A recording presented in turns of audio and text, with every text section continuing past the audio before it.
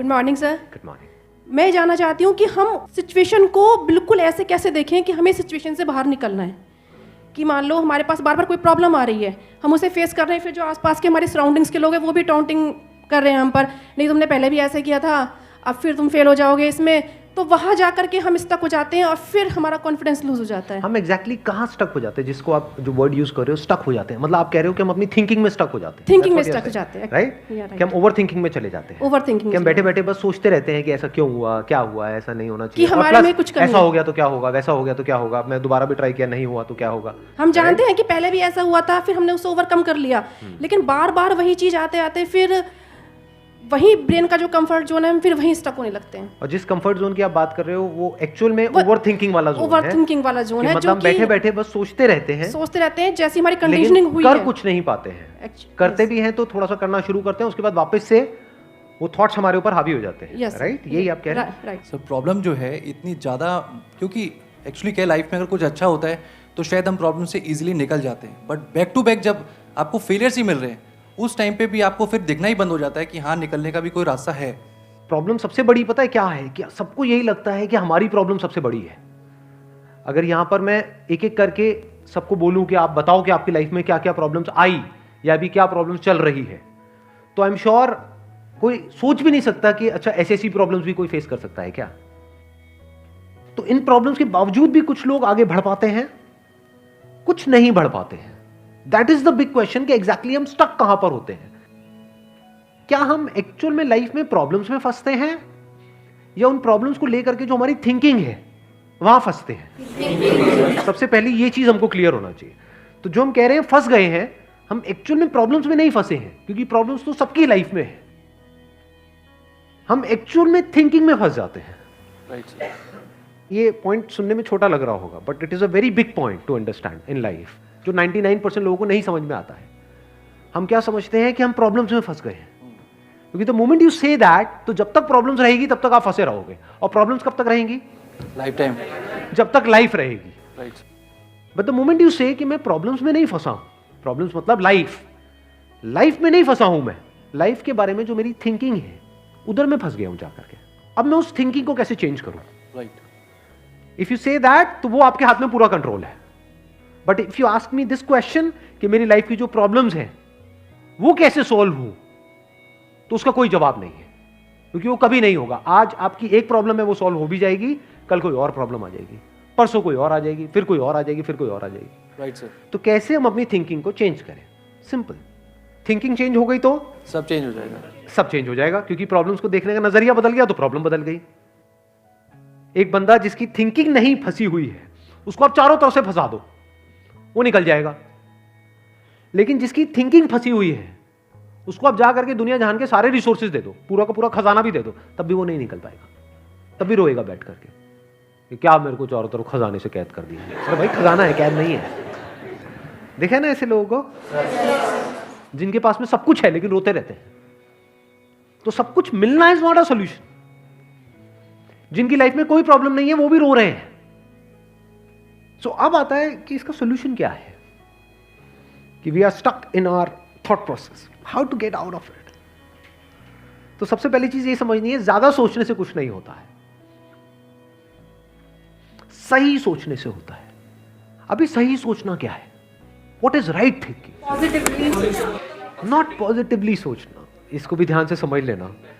Positive सोचना क्या सही सोचना होता है? फॉर एग्जाम्पल, आगे आप जा रहे हो, किसी जंगल में हो और आगे दलदल है और आप पॉजिटिव सोच रहे हो, मेरे साथ में कभी कुछ गलत हो ही नहीं सकता, मैंने ताबीज पहना हुआ है, ये मुझे बचाएगा। बहुत लोग हैं बहुत पॉजिटिव है लाइफ को लेकर के, बट क्या उनकी सोच सही है? अभी सही सोचना क्या है? सर मेरे हिसाब से मतलब इंटेलिजेंसी से सोचना, कि मतलब कुछ ऐसा सोचे कि आगे जाके हमें कोई हानि ना हो, कि एक इंटेलिजेंट माइंड से सोचे। अभी इंटेलिजेंट क्या है और फूलिश क्या है? एक है फूलिश तरीका सोचने का, बेवकूफों की तरह सोचना, एक है इंटेलिजेंस के साथ में सोचना। What is intelligence? जिसको हम इंटेलिजेंस कहते हैं वो इंटेलिजेंस क्या है? साइंस को इंटेलिजेंस कह सकते हैं? नहीं कह सकते। नहीं कह सकते। तो किसको कहोगे? सुपरस्टिशंस को इंटेलिजेंस कहोगे? सुपरस्टिशंस मतलब क्या? बिलीफ, कुछ भी मान रखा है, उसको पकड़ के बैठे हुए हैं, उसके हिसाब से एक्ट कर रहे हैं। उसको इंटेलिजेंस कहोगे या साइंस जिस तरीके से आगे बढ़ रही है उसको इंटेलिजेंस कहोगे? एग्जैक्टली। तो साइंटिफिक वे ऑफ थिंकिंग समझना पड़ेगा, वो क्या है, उसको अपनी लाइफ में लगाना पड़ेगा, तब आप कह सकते हो आपकी जो थिंकिंग है वो सही है। अब ये साइंटिफिक थिंकिंग मतलब क्या? रियलिटी को एज इट इज देख लेना, दैट इज साइंटिफिक थिंकिंग। यही तो है, और क्या है? There are laws of this universe, उसको एज इट इज देख लेना, उसको ऑब्जर्व करना, यही तो है साइंटिफिक थिंकिंग। उन लॉज को बदलना नहीं, क्योंकि साइंस बदल नहीं सकती उन लॉज को। लॉ ऑफ ग्रेविटी को साइंस बदल नहीं सकती है, उस लॉ को समझ करके उसके हिसाब से एक्ट कर सकती है। इसी साइंटिफिक थिंकिंग को अगर हमको अपनी लाइफ में लगाना हो तो इसका मतलब क्या? एक थिंकिंग हो सकती है लाइफ से रिलेटेड, जो भी आपके दिमाग में कचरा भरा पड़ा है बचपन से लेकर के आज तक, जैसा आपको समझाया गया है लाइफ के बारे में। किसने समझाया है? वो लोग जो खुद नहीं समझते, लाइफ के बारे में अपने अपने बिलीफ्स बनाए हुए हैं, अपने अपने स्टैंड पॉइंट से लाइफ को देख रहे हैं। फॉर एग्जाम्पल, कोई हिंदू है तो एक तरीके से लाइफ को देख रहा है, कोई मुस्लिम है तो अलग तरीके से लाइफ को देख रहा है, क्रिश्चियन है तो अलग तरीके से देख रहा है। क्या सही है इन तीनों में से? कि तीनों को सही थिंकिंग कह सकते हैं? ना, क्योंकि आपस में लड़ झगड़ रहे हैं। साइंस में कोई लड़ाई झगड़ा होता है? अगर मैं किसी साइंटिफिक फैक्ट के बारे में बात करूंगा, क्या कोई हिंदू मुस्लिम क्रिश्चियन आकर के आपस में लड़ सकते हैं? नहीं। तो ये सही थिंकिंग है। एक है जो हमें सही लगता है, एक है जो सही होता है। दोनों में जमीन आसमान का फर्क है। एक है जो आपको सही लगता है, एक है जो सही है। तो साइंटिफिक थिंकिंग का मतलब क्या, अगर इसको हमको लाइफ में लगाना हो तो, यानी लाइफ को आप एज इट इज देखो, ऑब्जर्व करो, फिर उसके बारे में सोचो। This is scientific thinking. और ये जो फंडा जिसकी मैं बात कर रहा हूं, इसको आप लाइफ के किसी भी एस्पेक्ट में लगा सकते हो। इसको बिजनेस में लगा सकते हो, इसको जॉब में लगा सकते हो, इसको रिलेशनशिप में लगा सकते हो, इसको हेल्थ में लगा सकते हो। बिजनेस क्या है अगर रियलिटी को एज इट इज देखना नहीं है तो? सारे झूठे भरे हैं। अब ये जो आपने कहा कि बिजनेस में सब झूठे भरे पड़े हैं, क्या ये सच है या आपका अपना एक स्टैंड पॉइंट है? बिल्कुल झूठे हैं लोग सारे। अभी इन्होंने बोला कि बिजनेस में सब झूठे भरे पड़े हैं। अभी ऐसे ही यहाँ पे मैं अलग अलग लोगों से अलग अलग बातें पूछूंगा ना, तो सब बड़े कॉन्फिडेंस से बोलेंगे, as if they know it for sure. जैसे मैं पूछूंगा, हाँ भाई यहाँ पे किसी मेल का किसी का ब्रेकअप हुआ होगा, तो सारी लड़कियां ऐसी होती हैं, सब धोखेबाज हैं। ऐसे ही कोई लड़की से पूछूंगा, वो आकर के बोल देगी, सर ये तो मर्द जात तो है ही ऐसी, इसका कुछ हो ही नहीं सकता। क्या ये सच है? या आपका अपना एक स्टैंड पॉइंट है, अपना आपका एक बिलीफ है? तो ध्यान से समझ लेना, इसका जो सबसे पहला स्टेप है वो है अंदर जो भी कुछ पड़ा हुआ है आपके, जो भी आपने मान रखा है उसको छोड़ दिया। अब आप हल्के फुल्के हो गए, अब एज इट इज देखा लाइफ को, लाइफ को ऑब्जर्व किया as life, not my life. For example, anger, क्या एंगर आपका है? बट आप एंगर का सोल्यूशन कैसे निकालते हो? मुझे गुस्सा आता है, मुझे गुस्सा नहीं करना है। कभी भी आप एंगर का ऐसे सोल्यूशन निकाल ही नहीं सकते। सिर्फ आपको आता है गुस्सा या सबको आता है? सबको आता है। तो क्या एंगर सिर्फ आपकी प्रॉब्लम है या एंगर एक लाइफ की प्रॉब्लम है?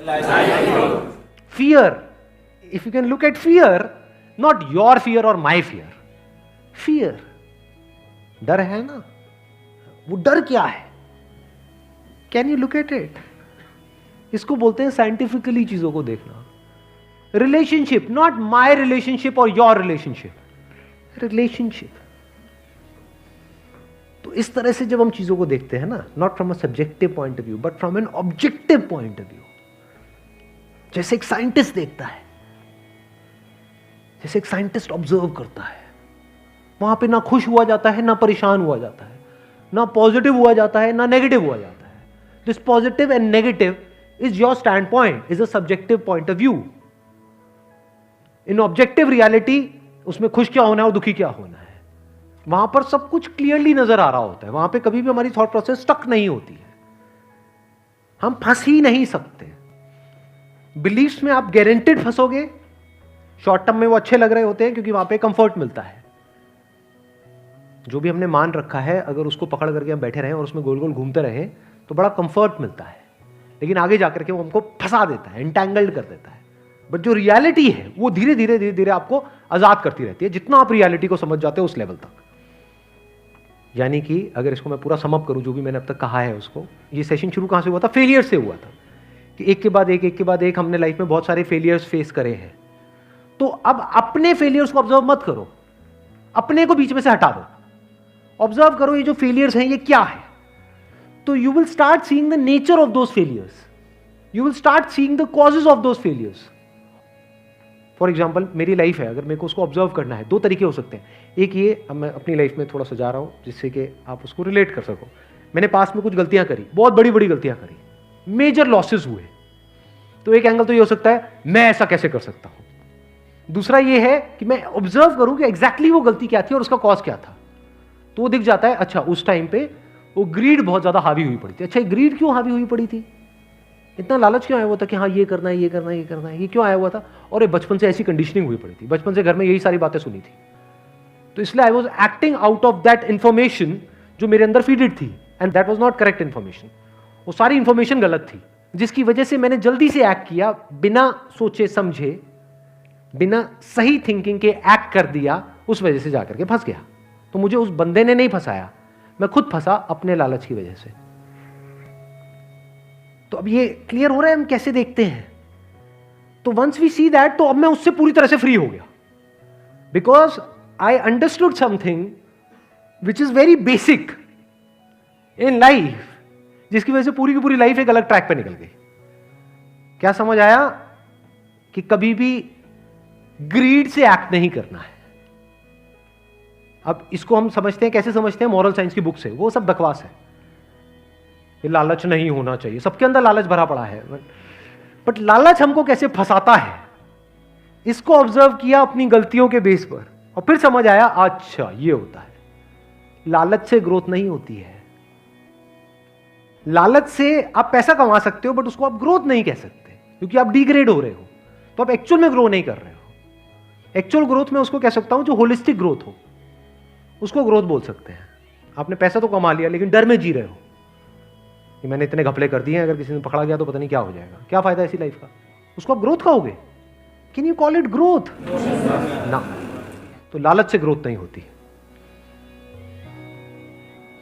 तो ये चीजें समझना बारीकी से, स्टेप बाय स्टेप, तो आप गलतियों का पूरा नेचर समझ सकते हो, the nature of mistakes, the kinds of mistakes, the types of mistakes, और उनके कॉजेस क्या होते हैं। और जैसे ही हमको ये सब समझ आ जाता है और साफ दिखने लग जाता है, तो वो गलतियां होनी हमसे बंद हो जाती हैं। और जितनी भी गलतियां हो सकती हैं, उन सबके अगर नेचर समझ आ जाते हैं, तो गलतियां होने की पॉसिबिलिटी फ्यूचर में ऑलमोस्ट खत्म हो जाती है। प्लस जब समझ आ गई है उसकी रियलिटी, तो वहां पे ओवर थिंकिंग के लिए जगह नहीं होती है, अपन थिंकिंग में स्टक नहीं होते हैं। Wish you all the very best, thank you so much for coming.